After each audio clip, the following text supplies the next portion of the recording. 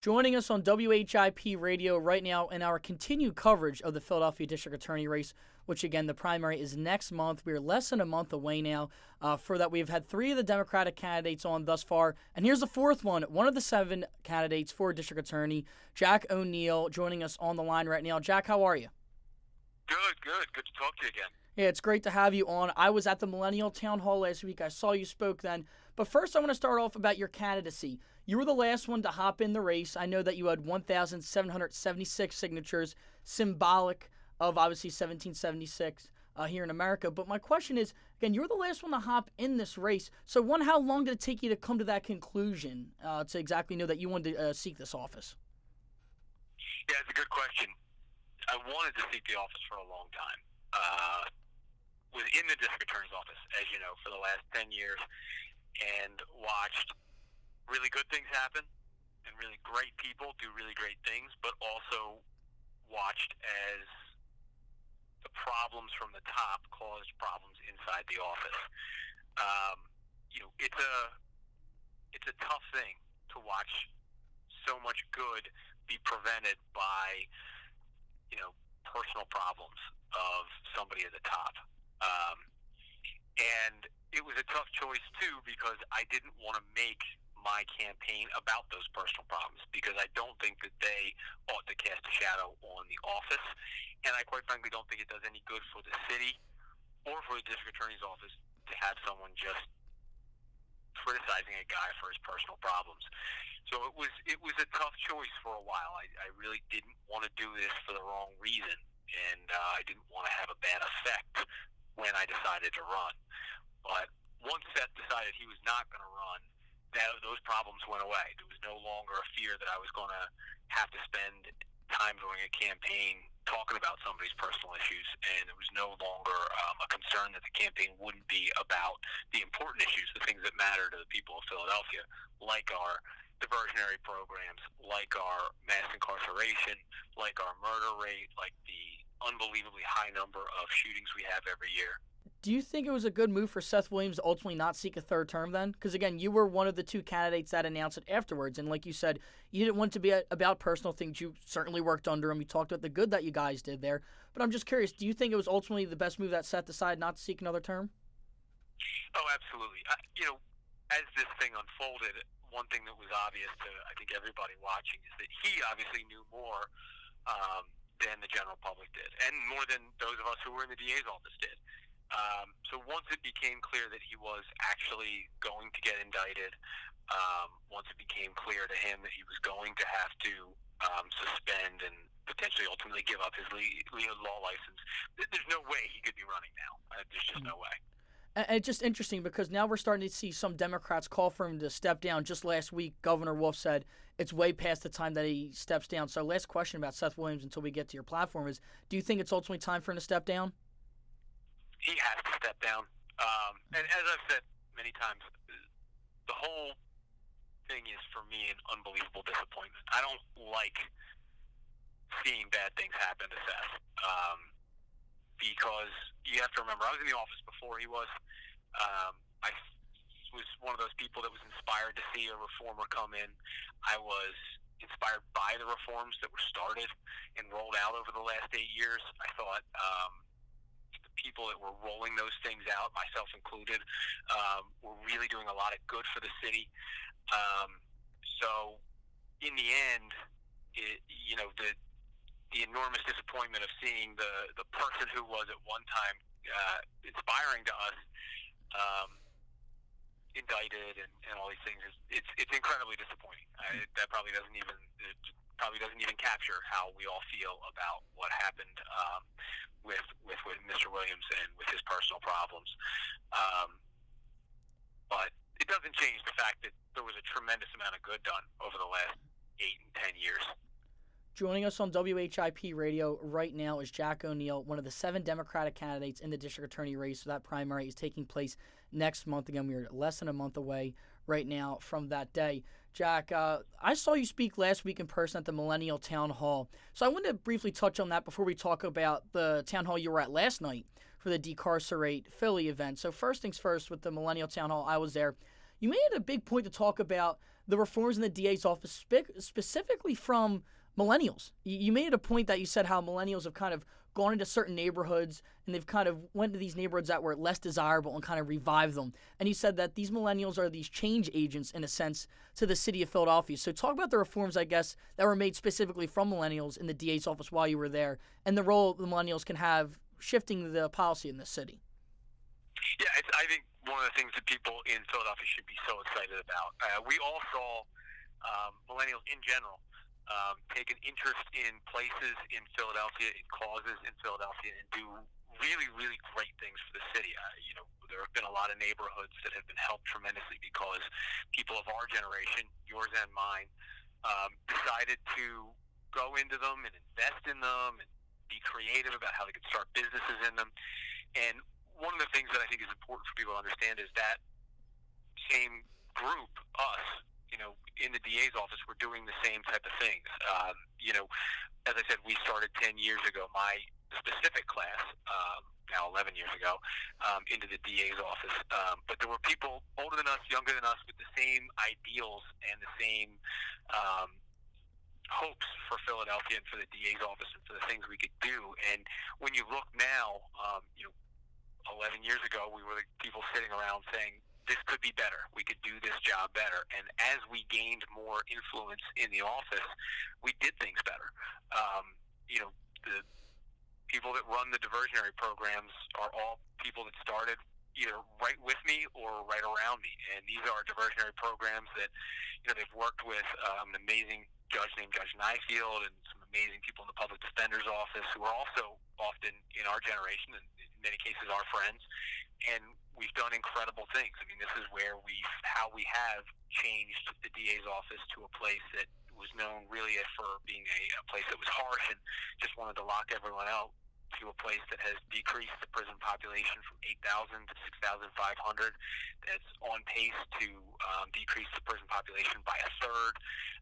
That has every type of creative program from drug treatment to job placement for felony offenders, for misdemeanor offenders, offers college degrees for people who are arrested. Now, every one of these programs needs to be expanded and improved and made more accessible to a lot of the people who get arrested in this city. There's no question that there's a lot more work to be done.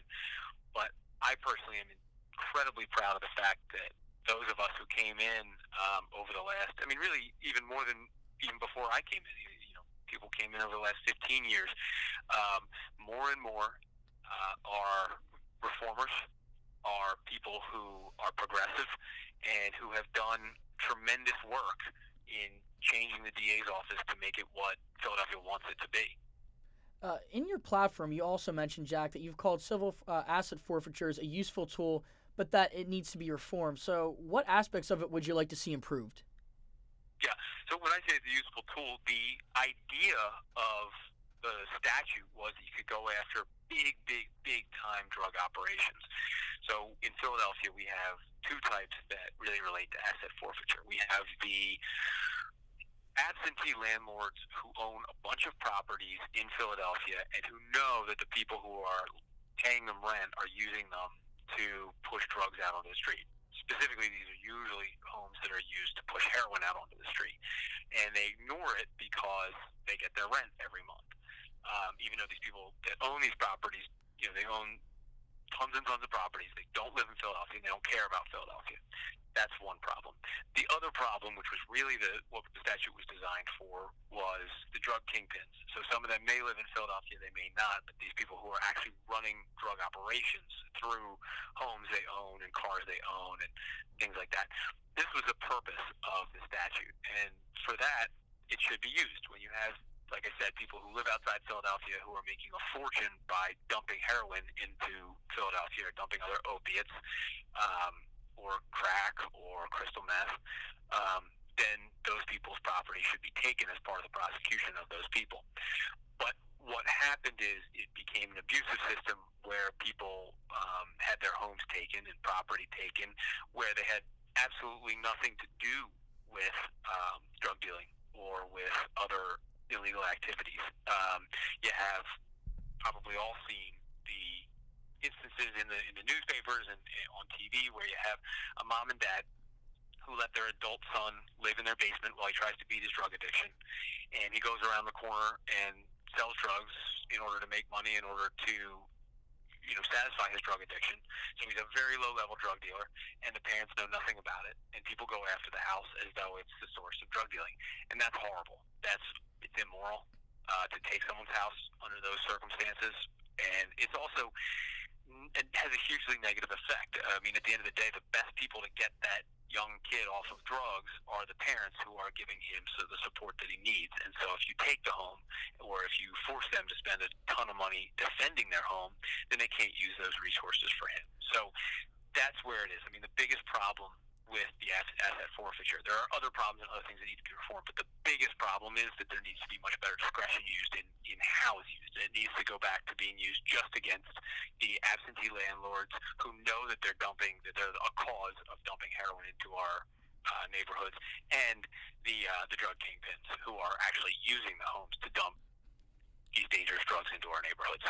So in a sense, it's for more so low-level offenders, if that's what I'm gathering from your answer there. Exactly, like you said, for a person who has an addiction, but they're, let's say, selling a small amount of drugs. You don't want to take the property from the parents who may not be knowledgeable of it, but in a sense, attacking more so those who are the ones who are pushing significant amount of drugs into the community. Yeah, you just want to use it where the properties are one way or the other being used to dump big amounts of drugs into our neighborhoods, where the people who own the properties are knowingly making a lot of money off of that. That's where you want to do it. So it's a very rare circumstance where you want to be using it. There are a lot of absentee landlords that do that in Philadelphia, but you have to make sure that you're 100% certain on just how much they know and just how involved in the illegal activity they are. When they are, absolutely take the property, find a good use for it. Sell it on sheriff's sale, whatever is going to be best for the city. That's great, but there was so much use of asset forfeiture that was not that was going after people who didn't have the money, who shouldn't have their homes or their other assets taken, and that needs to be reformed right away. We can't be doing that. It's like I said, it's immoral. Joining us on WHIP Radio right now, one of the 7 Democratic candidates for district attorney in the city of Philadelphia, Jack O'Neill. Nice enough to join us here on Rational Radio. Jack, another thing that, again, I gathered from the town hall last week, you put a great emphasis on reform. You're a progressive candidate. And unfortunately, last night I couldn't attend the Decarcerate Philly event downtown, but I was following it through Twitter from tweets from several different journalists in Philly, from Katie Culinary from WHYY, Helen Ubinas from Philly Inquirer, and I gathered certain tweets and I read the article. So I wanted to ask you about it last night. One, Helen Ubinas had some praise for you in her analysis. She said that, based on performance last night, she said it was Krasner, you, Khan, and Shabazz. And also I read that there was an exchange between you and Krasner, it seemed like last night, that Krasner's made it a point, at least it's evident to me, that he's branding himself as the pure outsider candidate. And when we were at the Millennial Town Hall, he kind of called the rest of the crowd, saying they weren't pure progressives, they weren't real reformers. And it seems like you took, I don't want to say a shot back at him, but you, in a sense, came back saying, well, when you said to him, when we were all in DA's office doing reforms and doing the right thing, Mr. Krasner was making a lot of money as a criminal defense attorney and sitting on the sideline and complaining. That doesn't make you a reformer. That makes you a criminal defense attorney with a lot of money. So explain that exchange, if you don't mind, for me. Yeah, I mean, this is one of the scariest things about this election, is that you have something similar to what we saw in the national election with Donald Trump. You have a person who never did the job they're now saying other people who did do the job should have done. Politically, it's a very convenient thing to do, because who can criticize you on your record if you have none? But we've seen now what that lack of experience and what that, election based on nothing but slick promises looks like. I mean, in the Trump administration, we saw people say, oh, well, the Affordable Care Act isn't perfect, so it's really easy to criticize. So we'll just get in there with people who have never done anything for anyone as far as healthcare goes, and we'll fix it when we get there. And then when they got in, they realized that they had no plan, they had no skill, they had no idea what they were talking about. And it's the same thing here. I'm extremely proud, as I said, that we have over 27 progressive reforms programs in the DA's office. And in order to fix those programs and make them better and improve them, you have to know about those programs, you have to know how they work, and you have to have a record of having actually pushed for reforms and pushed to help victims. Um, it's really easy politically to say, oh, I've always been for things. But if you've never actually done anything, then all you're doing is saying, I've always been complaining about it. And I think that was all of the candidates, those of us who have actually done important things for the city, that was all of our frustration. I think that when you have someone who has, I spent 7.5 years protecting, standing up for, representing victims of domestic violence and sexual assault. Larry Krasner has never done that, not once. I spent years there, as did so many other great DAs, great people, taking a public servant's salary and doing good public work, fixing the DA's office, making it a better place, starting all those programs that we just talked about, right? That have been, many of them have been in place for a long time now to get people drug treatment rather than to put them in jail. He wasn't doing any of that. There's not a single reform that he's ever been any piece of starting. So stand outside and throw stones at those of us who really did the work and really did the job, and say, well, I was for them. It's just I was for them when I was talking with my friends in my living room, not in any way that made any difference. And then to compare that with a bunch of people who stood up for victims of sexual assault, stood up for victims of domestic violence, started programs. I find it disingenuous and dangerous, very, very dangerous. I think that protesting from the sideline and saying we ought to have reforms never did anybody any good. And the rest of us, we have records that we can say we did do good. So yeah, I think that, like I said, I think it's dangerous. It is clear, though, again, you certainly have different backgrounds of how you've gotten to this point in the primary, but wouldn't you have to admit that he is very progressive? Do you think, in a sense, Krasner jumping in the race has changed the message a bit? Because I think him being so progressive, I think it has changed the narrative of the election a bit. Wouldn't you agree? Well, the narrative across the country has changed to progressive when it comes to criminal justice. So you've heard some people try and take credit for things in this election, like saying I was the first for bail reform. But bail reform initiatives started in 1992, and in the last 8 years have swept across the country. People talking about diversionary programs, saying that they want to push for them now. Well, no, the DA's office has had diversionary programs more and more increasingly over the last 8 years. So I think that the reality is that the country looks at its criminal justice system as broken, and the city looks at its criminal justice system as broken, and there's been a national trend to try to respond to that. I think that when any candidate tries to take credit for a national trend that started years and years ago, again, it's not certainly not supported by the facts. Last question here for Jack O'Neill, one of the 7 Democratic candidates for district attorney in the Democratic primary, which takes place less than a month from now. Again, we have all the coverage here on WHIP. So the last time we had a contested primary for DA's office was in 2009. There was about 104,000 votes cast in that specific election, which is only, again, about 12.4% of registered Democrats between 5 different candidates. And it shows that, again, that's not a huge turnout when only 12.4% of registered Democrats were out in that election. And since this is not a general election here in May, we expect the voter turnout to be rather low. So my question to you is, where does the voter turnout threshold need to be around for you to get the victory? Because, again, we know the story or the history would tell you that the turnout's going to be low. So what do you think it needs to be at for you to get the victory?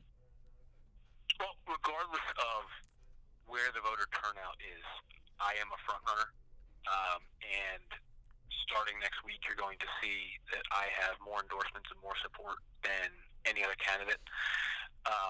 So whether it's a low voter turnout or a high voter turnout, I have a very, very strong chance of winning this race. But what's important to me is that democracy work well. And, it's always disappointing in our city when we don't have people coming out to vote. So I am just very hopeful that we have a high voter turnout, because I hope that people who care about these issues, and I think a lot of us do the best thing they can to have their voice heard, which is vote. As I said, as we were talking about last night, actions speak louder than words. I'm very proud of having a record of action, and I would love to see Philadelphia beat everyone's expectation and have a very, very high voter turnout. Now, I know you probably can't tell me right now, but when should we expect to see those endorsements come out? Because you said next week you expect to have more than anyone else. Is there a certain day or a certain endorsement you could tell us about yet, or not quite yet? Yeah, we're likely to have a rally on April 25th, Wednesday, April 25th. We're likely to do a rally, and you'll see a lot of very big endorsements and a lot of support, and we're extremely excited. This is, as you know, I started my campaign telling everyone that because I had the most experience, because I have 10 years in the DA's office, which is more than anyone else, because I have experience like being the only candidate that was in homicide, because there are only two of us that actually stepped foot in the DA's office in the last 10 years, myself and Tariq El-Shabazz. He was there for 6 months, and I was there for over a decade. Because I had worked in and helped a lot of the progressive programs that we need, that I believed that I could have a strong candidacy. And as you know, a lot of politicos started off early on saying, no, you can't have a strong political candidacy just because you're the most qualified or just because you have the best ideas. You have to also go around and make all the deals, and, you have to have all these things worked out way in advance. You have to have all the money. You have to have made all these promises to people. I remember at a debate about a month ago sitting there saying, I fundamentally disagree. I believe in the people of Philadelphia. I believe they want the best district attorney that they can get. I believe that they want to vote for the person who's most qualified, who has the most experience, who has a good, strong record of both combating things like sexual assault and gun violence, but also of being a human being in the office and making sure that people who are low-level and nonviolent offenders get treated fairly and humanly. And it's now proving to be true, which is humbling and inspiring. There we have it. Jack O'Neill, one of the 7 Democratic candidates seeking the district attorney's office, that primary, May 16th here in the city of Philadelphia. Jack, thank you so much for joining us, and we hope to talk to you again soon. Thank you. Great talking to you again. Thanks, Jack. Bye.